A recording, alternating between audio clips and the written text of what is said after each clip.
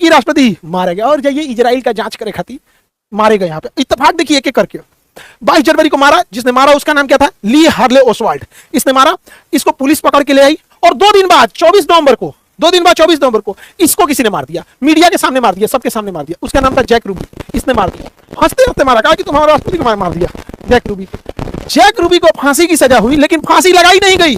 Texas court ने उसके फांसी पर रोक लगा दिया, कहा कि इसकी दोबारा जांच होगी। लेकिन 1967 को आकस्मिक मृत्यु से इसकी मृत्यु हो गई। अब इसको कौन मार के चल गया पता नहीं चला, तो निपटा दिया गया जॉन एफ कैनेडी को। और उधर रूस में ये निकिता क्रुश्चेव की बहुत आलोचना हुई, क्योंकि निकिता क्रुश्चेव को जब आलोचना इसलिए हुई कि अमेरिका ने कहा था कि जब हम परमाणु बम यहाँ से हटाएंगे तो आप पब्लिकली नहीं कीजिएगा, लेकिन इन्होंने तो क्यूबा से हटाया तो पब्लिकली कर दिया, और जब यहाँ से रूस अमेरिका हटाया तो पब्लिकली नहीं किए थे। तो लोगों को लगा कि अपना मिसाइल तो हटा लिया, अमेरिका वाला नहीं हटा पाया, तो ये चुनाव में हार गए। और 1964 के चुनाव में वहां पे लियोनार्ड ब्रेजविन क्या हुए, चुनाव जीत गए। जब पूरी दुनिया अक्टूबर 1962 के क्यूबन मिसाइल क्राइसिस में बिजी थी कि कब हमला, परमाणु हमला अमेरिका रूस पे करेगा कि रूस अमेरिका पे करेगा, इसी अक्टूबर 1962 का फायदा चाइना उठाया। और चाइना में माओ की सरकार थी, माओ की सरकार गिरने वाली थी, आंतरिक असंतोष पनप रहा था, इसलिए इसको एक बहाना भी चाहिए था, क्योंकि गिर रही सरकार के ऊपर यदि कोई आतंकवादी हमला हो जाए या युद्ध हो जाए तो सरकार स्टेबल हो जाती है। तो इसने सोचा सबसे बेहतर टाइम है, पूरी दुनिया क्यूबन मिसाइल क्राइसिस में बिजी है और अभी सबसे बेस्ट टाइम है। उसने क्या किया, लद्दाख पर आक्रमण कर दिया,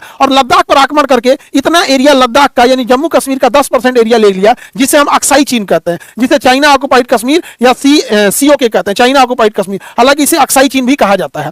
अब ये चाइना लेकर चला गया। आज भी इंडिया चाइना के बीच में ये डिस्प्यूट है और चाइना इसी का फायदा उठाता है। और जब भी पूरी दुनिया कहीं व्यस्त रहती है तो चाइना सोचता है कहीं युद्ध कर लिया जाए, और अभी भी यही है। पूरी दुनिया इस समय पूरी दुनिया ईरान की लड़ाई पर देख रही है। रूस फंसा हुआ है यूक्रेन में, वो आ नहीं सकता है, अमेरिका फंसा हुआ है ईरान में, वो कुछ नहीं कर सकता है, और चाइना यही बहाना सोचकर ताइवान को घेर लिया है। अगर यहां अमेरिका फंसता है तो ताइवान पर ये चाइना ने कब्जा कर लेगा, और यही वह समय है। यहां सऊदी भी परेशान है, सऊदी ही वह व्यक्ति है, अब तुर्की, जो पाकिस्तान को मदद करते हैं। अगर अमेरिका ईरान में फंसता है युद्ध में तो पक्का इसका फायदा चाइना उठाएगा और ताइवान को कब्जा करेगा। यही समय भारत के लिए भी परफेक्ट रहेगा, क्योंकि ये पूरे के पूरे आपस में उलझे रहेंगे, पाकिस्तान को बचाने कोई नहीं आएगा, और हम लोगों को भी यही समय पीओके को वापस ले आने की, ये एकदम परफेक्ट टाइम है। अब टॉपिक पे आते हैं, पहले क्यूबन